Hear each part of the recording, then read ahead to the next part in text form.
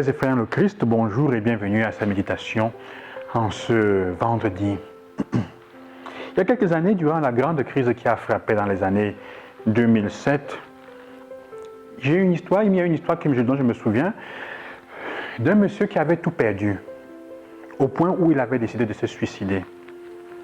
Au moment où il était sur le point de se suicider, de se jeter du toit d'un immeuble, une dernière pensée lui est passée dans la tête et il a appelé sa femme. Sa femme, sentant qu'il y avait quelque chose qui n'allait pas, elle a appelé les gendarmes qui l'ont pu le retracer. C'était en Italie. Et ils l'ont sauvé. C'est sa femme qui l'avait sauvé. En fait, il voulait se suicider parce que tout ce qu'il avait construit avec sa vie et qui donnait une certaine position sociale avait été détruit. Il avait construit sa vie sur ça au point où il était sur le point de se suicider. Mais le Seigneur l'a sauvé. Il a appelé sa femme. En fait, je raconte ceci pour nous faire comprendre ce que Jésus dit. Quel est le levain de ta vie? Qu'est-ce qui est le levain de ta vie? Il dit, méfiez-vous du levain des pharisiens qui est l'hypocrisie. Qu'est-ce qui fait lever ta vie? Qu'est-ce qui donne de la saveur, qui la fait gonfler? Et après, quand elle est cuite, qui la rend bonne? Vous savez que quand le levain n'est pas bon, quand il est mauvais, le pain peut être doré dehors, mais à l'intérieur, il n'est pas cuit. Il va faire mal au ventre, il va déranger. Alors, quel est le levain de la vie?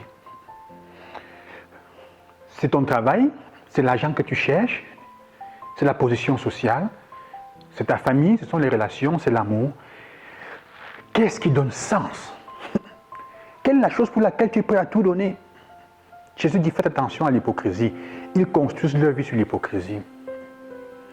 Si certaines idées de notre cœur, sentiments de notre cœur étaient externés, étaient connus par tous, beaucoup de choses changeraient, on serait surpris. Est-ce que ce que tu portes dans ton cœur, est-ce qu'il y a une correspondance entre ta décision, ce que tu penses et ce que tu dis? Ta manière de réfléchir et ta manière d'agir, généralement. Je crois que les sociétés qui grandissent, les communautés qui grandissent, sont celles où le patron, le responsable, le dirigeant donne la possibilité à ceux qu'il est en train d'accompagner, qu'il dirige, à ses employés et autres choses, de lui dire la vérité sur de ce qu'ils pensent dans leur cœur. Notre Église peut être aussi en train d'entrer dans ce système-là. On ne parle pas, on ne dit pas certaines choses, parce qu'il y a des problèmes sociaux graves.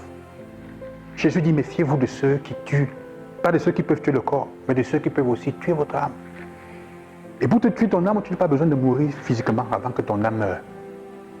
Nous vivons parfois, il n'y a que la coquille, parce qu'on t'a enlevé ta liberté.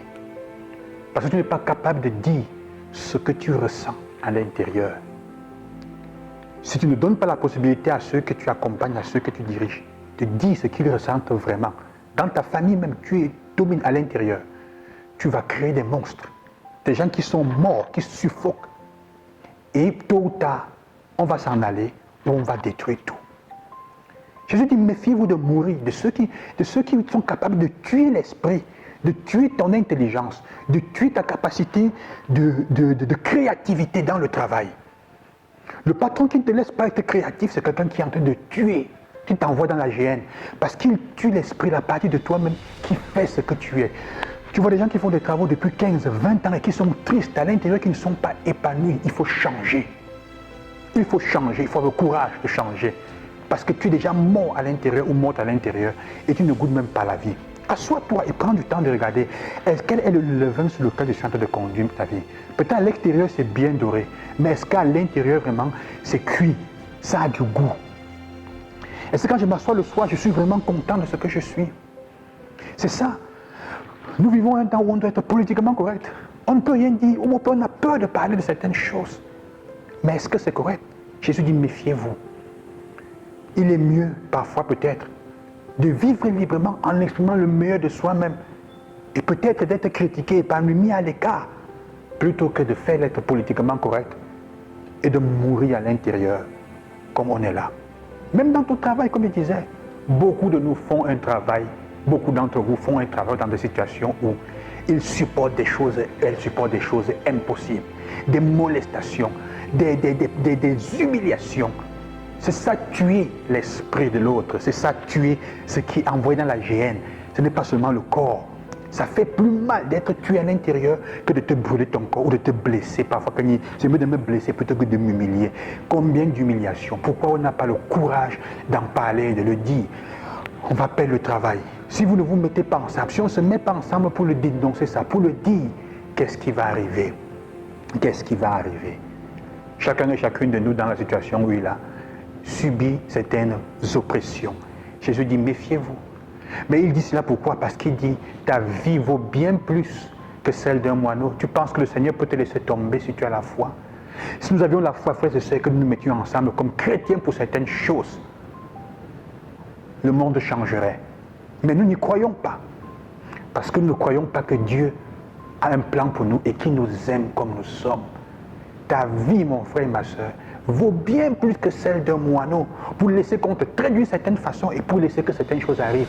Et pour que toi qui es patron ou qui as la responsabilité, tu traites mal tes employés et les autres, il faut se méfier. On devient parfois des bourreaux parce qu'on n'a pas le cœur sensible et parce que nous-mêmes, on ne croit pas que notre vie est précieuse. Ta vie vaut bien plus que cela. Est-ce que tu en es conscient? Est-ce que tu en es conscient?